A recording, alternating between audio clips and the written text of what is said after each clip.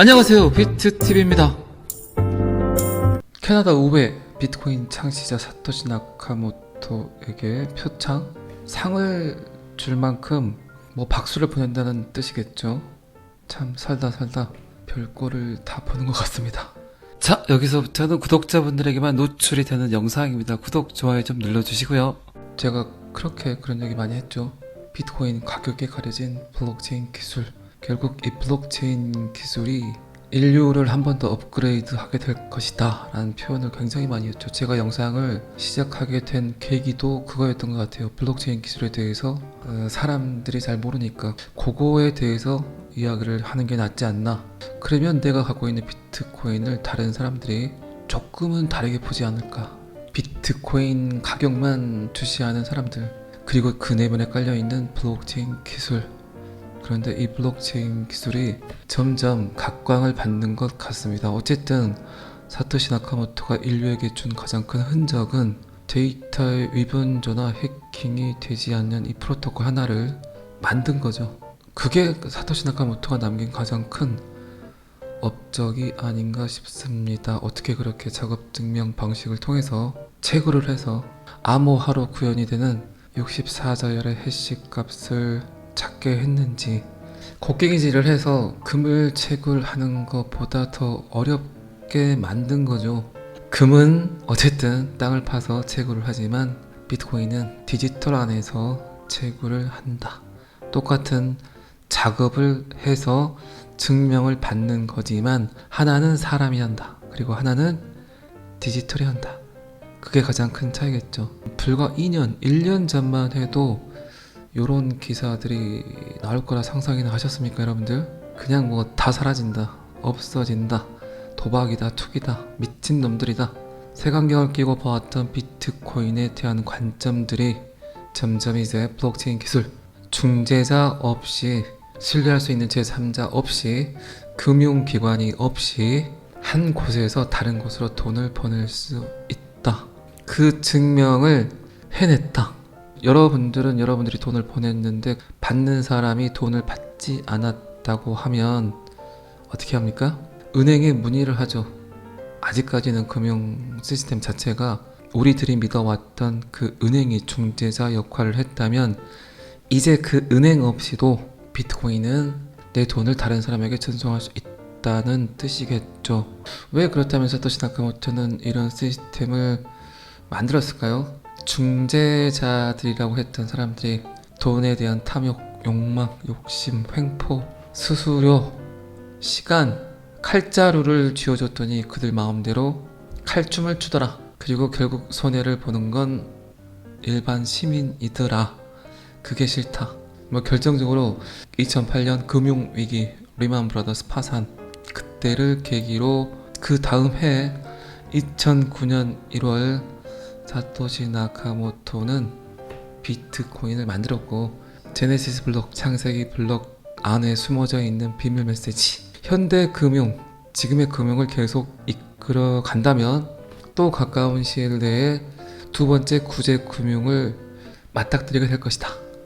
어제 보니까 미국 은행이 또 하나가 파산을 했더라고요. 어쨌든 현대 금융 14년이 지난 지금 사토시 나카모토의 예측대로 그들의 탐욕에 의해서, 그들의 무능에 의해서 전통 금융 시스템이 하나둘씩 붕괴되는 것처럼 보입니다. 자, 캐나다 의회에서 왜 사토시 나카모토에게 경의를 표하는 박수를 보냈을까요? 방금 제가 말씀드렸지만 블록체인 기술, 요거 때문에 대단한 놈이다 라는 표현을 하는 것 같습니다. 이제 좀 똑똑한 사람들이 블록체인 기술로 인해서 바뀌는 세상에 대한 연구를 조금 하는 것 같습니다. 여러분들은 신뢰할 수 있는 제3자 없는 거래, 이거에 대해서 굉장히 어색하고 이상하고 그런 게 왜 필요하지 라고 생각할 수도 있지만, 지금 여러분들이 행하는 모든 행위들이 결국 중재자 없는 거래를 하고 있습니다. 지금 제 영상을 듣고 계시는 유튜브도 마찬가지죠.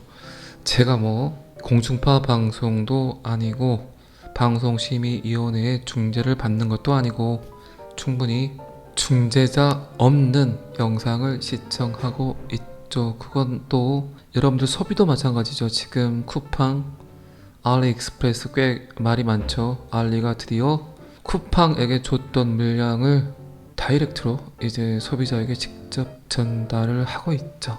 더 간단하게 생각을 하신다면 직구가 그냥 그겁니다. 소비자와 판매자가 직접 만난다. 그게 뭐 중재자를 거치지 않은 거래겠죠. 자, 사토시 나카모토는 비트코인에 어떤 영향을 미쳤나요? 분산 원장을 이용을 해서 탈중앙화 금융의 혁명을 이루었다. 비트코인 코드의 제네시스 블록은 수많은 응용 프로그램에 대한 문을 열었다. 새로운 화폐를 출시하는 것 이외에도 사토시 나카모토의 혁신은 디지털 환경에서 신뢰와 거래를 효과적으로 개념화했다. 하지만 아직도 사토시 나카모토가 누구인지는 모르고 있다. 요게 가장 큰 리스크다라고 제가 여러 번 이야기를 드렸죠. 어쨌든 이름으로 보면은 일본 사람인 것처럼 추정이 되지만 그의 이름은 별칭인 것 같다. 캐나다 정부 수장이 국회와 같은 공식 석상에서 디지털 통화 비트코인을 인정한다는 사실은 단순히 디지털 통화의 지적 변혁의 상징이 아니라 전 세계적으로 이 패러다임을 수용하기 위한 긍정적인 단계로 보인다. 그리고 저는 비트코인과 XRP의 비교를 여러 번 했었죠. 비트코인은 그냥 먹지 못하는 빵이다. 최초로 만들어진 자동차와 같다. 의미는 있지만 가치는 있지만 실생활에서 사용하기란 매우 어렵다. 그래서 비트코인이 10,000번 정도 업그레이드를 하면 나올 수 있는 코인이 XRP다. 어쩌면 비트코인은 XRP를 위한 베타 테스트 코인일 수 있다. 그런데 지금 와서 생각해 보면 충분히 그럴 수도 있겠다라는 생각을 합니다. 어쨌든 7년 전에 6년 전에 제가 비트코인을 바라보고 참 괜찮은 놈이구나, 이 기술은 정말 대단하구나, 결국 이 시대가 오겠구나라고 생각을 하고 신념을 갖고 지금까지 암호화폐 시장을 떠나지 않고 더더군다나 유튜브라는 영상을 통해서 여러분들에게 제가 갖고 있는 인사이트를 이야기했지만 정말 비트코인을 이렇게 바라볼 거라고는 생각도 하지 못했습니다. 그런 게 어딨어, 그게 되겠어. 요 두 문장을 잘 생각해 보세요. 지금 시대에서 성공할 수 있는 유일한 방법이 아닌가 싶습니다. 그게 되겠어? 그런 일이 어딨어? 자, 이 기사는 여기까지만 보겠습니다. 분석가들은 XRP가 4달러에 도달할 것이라고 믿습니다. 그 전에 SEC를 먼저 극복할 수 있을까요? 4달러? 캥이는 1달러라도 좀 먼저 갔으면 좋겠죠. 제가 XRP가 1달러에 도달하게 되면 갑자기 서든이 새벽 2시든 3시든 전체 공개 라이브를 하겠다고 했는데 그날이 오긴 올까요? 4월 28일, 4월도 이틀밖에 남지 않았습니다. 징글징글 하시죠. SEC 소송이 정리가 될 건지. 브래드 갈리하우스 빵형이 20억 달러는 너무 많다, 내가 호구냐, 그냥 1000만 달러 미만이 적당할 것 같다라고 이야기를 했는데, 자존심도 세고 인상도 그지 같고 머리털도 별로 없는 게리 겐슬러가 그거를 그냥 보고 있을까요? 충분히 또 반박문을 보내겠죠. 그러면 더 시간이 연장될 수도 있겠죠. 그런데 제가 SEC를 이렇게 보고 있으니까 지금 SEC는 리플과의 소송이 별로 관심 없어 보입니다. 지금 SEC는 리플이 아닌 암호화폐들을 또다시 콜하려고 기웃기웃 거리는 것 같습니다. 어쨌든 4달러든 40달러든 400달러든 1000달러든 그 시작은 먼저 1달러가 돼야 되겠죠. 이번 달 안에 전체 공개 라이브를 할 수 있을까요? 여러분들은 어떻게 생각하십니까? 갑자기 새벽 3시에 알람이 떠서 비트TV 라이브를 시작하더라도 절대 잠을 깨지 마시고 편안하게 주무시기 바랍니다. 어쨌든 XRP의 가격 목표는 일단 올타임 하이가 맞겠죠. 여기서 말하는 올타임 하이는 4달러를 이야기하고 있죠.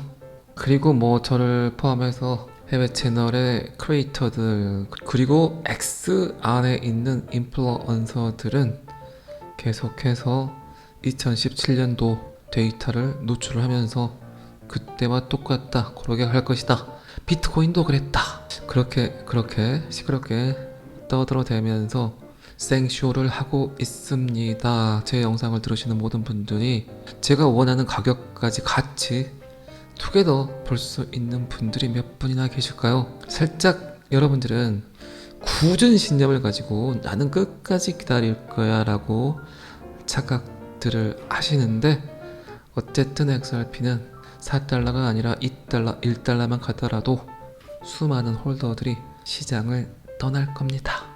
잘 봐보세요. 제 말이 맞는지 틀리는지. 하지만 4달러가 되든 3달러가 되든 2달러가 되든 그 가격대에서 새로운 신규는 또 들어오겠죠. 그리고 그 가격에서 새로운 희망을 엿볼 수도 있겠죠. 암호화폐는 그래서 먼저 시작했다고 해서 좋은 게 별로 없습니다.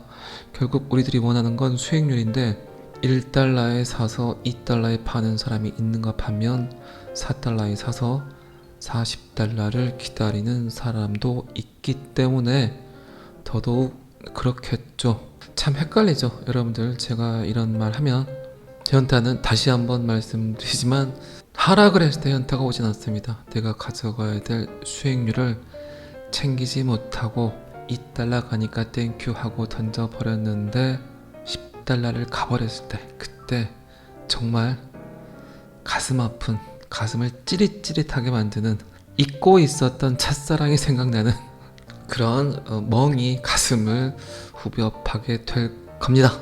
자, 일요일입니다. 주말 잘 마무리하시고 항상 제 영상 관심 가져주시는 모든 분들께 다시 한번 머리 숙여 감사드립니다.